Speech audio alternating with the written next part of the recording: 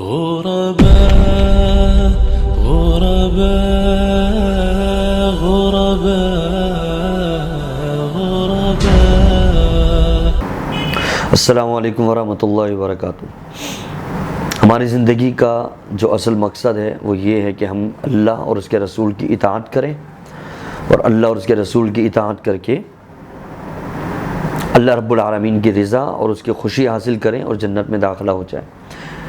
لیکن بڑے افسوس کے ساتھ اکثر بیشتر اور اکثر معاملات میں ہم یہ دیکھتے ہیں کہ ہم اس کا الٹ کر رہے ہوتے ہیں۔ نبی علیہ السلام کی جو احادیث ہیں، اللہ تبارک و تعالیٰ کے جو فرامین ہیں، ہم ان کا الٹ کر رہے ہوتے ہیں۔ مثلا یہ اصلاحی طور پر، تنقیدی طور پر نہیں، برائے اصلاح یہ بات میں کرنے لگا ہوں۔ دیکھیے، اللہ کے رسول صلی اللہ علیہ وسلم کی ایک حدیث ہے کہ اجعلوا من صلاتکم لبیوتکم، اپنی نمازوں میں سے کچھ اپنے گھروں کے لیے بھی بچایا کرو۔ یعنی فرض نماز تو چلیں مسجد میں ہی پڑھنی ہے، جماعت کے ساتھ پڑھنی ہے، لیکن کچھ حصہ گھروں کے لیے بھی رکھو۔ یعنی جو نوافل ہیں، جو سنتیں ہیں، وہ ہمیں گھروں میں آ کے ادا کرنا چاہیے، اس سے برکت ہوتی ہے۔ فرائض جماعت کے ساتھ مسجد میں ادا کیے، اور جو نوافل ہیں وہ ہم گھروں میں آ کر ادا کریں اگر ممکن ہو، آسانی ہو۔ یہ کوئی فرض معاملہ نہیں ہے، یہ اولا ہے، مستحب ہے کہ ہم گھروں میں آ کر نوافل ادا کریں۔ کیوں؟ برکت حاصل ہوگی، شیطان بھاگے گا۔ آپ گھر کے اندر نوافل ادا کریں گے تو بتائیے کتنی برکت حاصل ہوگی، خود بتائیے۔ آپ گھر کے اندر اللہ کے لیے قیام کر رہے ہیں، آپ اپنے گھر کے اندر اللہ کے لیے رکوع کر رہے ہیں، آپ اپنے گھر کے اندر اللہ کی بارگاہ میں سجدہ ریز ہو رہے ہیں، تو بتائیے برکتوں کا نزول ہوگا یا نہیں ہوگا؟ آپ چاہتے ہیں نا کہ آپ کے گھروں میں برکتیں نازل ہوں، آپ کے گھروں میں برکتوں کا نزول ہو، تو یہ سب سے بہترین ذریعہ ہے۔ اللہ کے نبی علیہ السلام نے اشارہ فرمایا کہ گھروں میں نماز ادا کرو۔ اچھا، ہم اس کا الٹ کر رہے ہوتے ہیں۔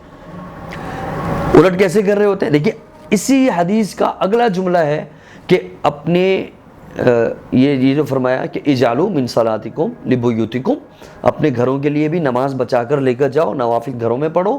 آگے فرمایا ولا تتخذوها قبورا، اپنے گھروں کو قبرستان مت بناؤ۔ کیا مطلب ہوا؟ معنی یہ ہوا کہ جس گھر میں نماز نہیں پڑھی جاتی وہ گھر قبرستان کی طرح ہے۔ کیوں؟ دیکھیے نا، قبرستان میں مردے ہوتے ہیں، قبرستان مردوں کا مسکن ہے۔ اب مردے نہ نماز پڑھ سکتے ہیں، مردے نہ حج کر سکتے ہیں، مردے نہ زکوٰۃ دے سکتے ہیں، مردے نہ روزہ رکھ سکتے ہیں، تو اب مردے تو یہ نہیں کر سکتے، زندہ لوگ یہ کرتے ہیں۔ تو آپ جن گھروں میں رہتے ہیں، آپ زندہ ہیں، آپ ان گھروں میں رہتے ہیں، وہ قبرستان نہیں ہے۔ آپ زندہ ہو کر جہاں رہ رہے ہیں وہ قبرستان نہیں ہے، وہ گھر ہیں آپ کے۔ تو پھر آپ اگر زندہ ہیں تو نماز پڑھیں گھر میں، اللہ کے احکامات پر عمل کریں۔ یعنی اللہ کے نبی علیہ السلام نے فرمایا وَلَا تَتَّخِذُوهَا قُبُورًا، گھروں میں نماز پڑھو اور گھروں کو قبرستان مت بناؤ، کیونکہ مردے نمازیں نہیں پڑھتے۔ آپ زندہ ہو، آپ نمازیں پڑھتے ہو، تو آپ گھروں کو منور کرو، گھروں کو زینت مزین کرو اپنی نمازوں سے، ان کو زینت بخشو۔ اچھا، یہاں سے ایک بات اور بھی ثابت ہوئی کہ قبرستان میں نماز پڑھنا منع ہے، نماز پڑھنا جائز نہیں ہے۔ کیوں؟ نبی علیہ السلام نے فرمایا اپنے گھروں کو قبرستان مت بناؤ، کیا کریں؟ نماز پڑھو۔ مانا قبرستان میں نماز نہیں پڑھی جاتی۔ اب یہ بھی دیکھنے میں آتا ہے، آپ نے دیکھا ہوگا اکثر لوگ قبرستان میں لوگ سجدہ کر رہے ہوتے ہیں، نعوذ باللہ، قبروں کے اوپر سجدہ کر رہے ہوتے ہیں۔ بعض اوقات بعض جگہ پر یہ بھی دیکھنے میں آیا ہوتا ہے کہ قبرستان میں مسجد بنی ہوئی ہوتی ہے، باقاعدہ وہاں نمازیں ہو رہی ہوتی ہیں۔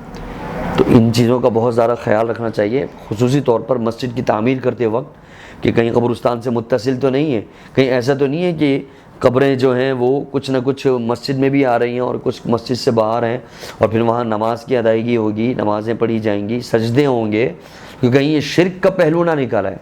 اور نبی علیہ الصلوۃ والسلام نے بھی یہاں اسی بات کی طرف اشارہ کیا ہے کہ وَلَا تَتَّخِذُوهَا قُبُورًا، گھروں میں نماز پڑھا کرو اور گھروں کو قبرستان نہیں بنایا کرو۔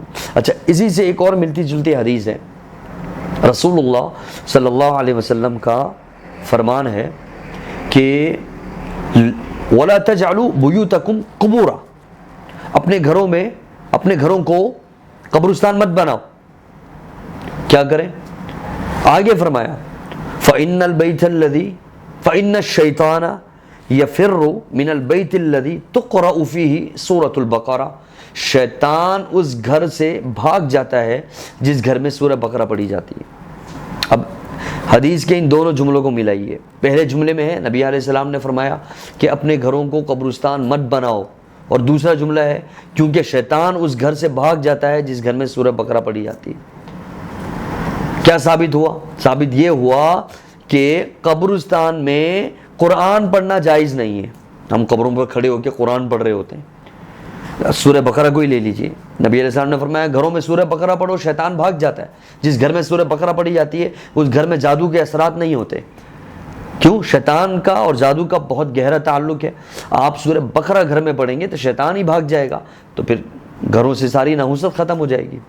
اور دوسری بات یہ ثابت ہوئی کہ سورۃ البقرہ جو کہ قرآن ہے، مانا قبرستان میں قرآن پڑھنا جائز نہیں ہے۔ اسی حدیث کی روح سے اللہ کے نبی نے واضح طور پہ فرمایا گھروں کو قبرستان مت بناؤ بلکہ سورہ بقرہ پڑھو، یعنی قرآن پڑھو۔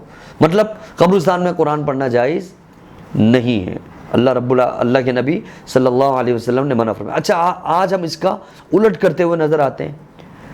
اللہ کے نبی نے فرمایا کہ اپنے گھروں کو قبرستان مت بناؤ بلکہ سورہ بقرہ پڑھا کرو، ہم اس کا الٹ کرتے ہیں۔ ہم قبرستان میں کھڑے ہو کر مردے کی تدفین کے بعد قبر پہ کھڑے ہو کر سورہ بقرہ پڑھ رہے ہوتے ہیں۔ پوری سورہ بقرہ کی تلاوت ہو رہی ہے، سورہ بقرہ پوری کی پوری پڑھی جا رہی ہے۔ کتنا حدیث کے مخالف یہ کام کیا گیا۔ اللہ رب العالمین ہم سب کو سمجھ عطا فرمائے، دین پر چلنے کی توفیق عطا فرمائے۔ السلام علیکم ورحمۃ اللہ وبرکاتہ۔ غرباء غرباء غرباء غرباء